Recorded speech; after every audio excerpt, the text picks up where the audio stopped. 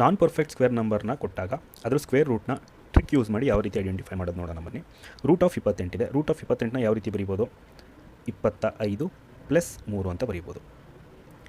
25 ವರ್ಗಮೂಲ ಎಷ್ಟಾಗುತ್ತೆ? 5 ಪ್ಲಸ್ ಎಷ್ಟು ಜಾಸ್ತಿ ಇದೆ? 3 ಡಿವೈಡ್ ಬೈ ಏನು ಮಾಡಬೇಕು ಅಂದರೆ 2 ಬರ್ಕೊಂಡು ಇಂಟು 25 ವರ್ಗಮೂಲ ತೆಗೆದಾಗ ಎಷ್ಟು ಬಂದಿದೆ? 5 ಬಂದಿದೆ. ಇಂಟು 5 ಬರೀರಿ. ಅಲ್ಲಿಗೆ 5 + 3 ಡಿವೈಡ್ ಬೈ 2 5 10. 3 ಡಿವೈಡ್ ಬೈ 10 ಎಷ್ಟಾಗುತ್ತೆ? 0.3 ಆಗುತ್ತೆ. ಅಲ್ಲಿಗೆ 5 + 0.3 ಎಷ್ಟು? 5.3 ಆಗುತ್ತೆ.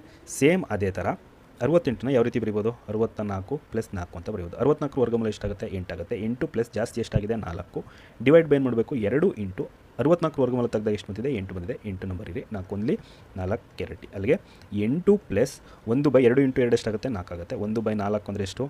0.25 ಆಗುತ್ತೆ. ಅಲ್ಲಿಗೆ 2 ಆ್ಯಡ್ ಮಾಡಿದ್ರೆ 8.25 ಆನ್ಸರ್ ಆಗುತ್ತೆ. ಸೇಮ್ ಇದೇ ಥರ ರೂಟ್ ಆಫ್ 110ಕ್ಕೆ ಎಷ್ಟು ಬರುತ್ತೆ ಕಾಮೆಂಟ್ ಮಾಡಿ.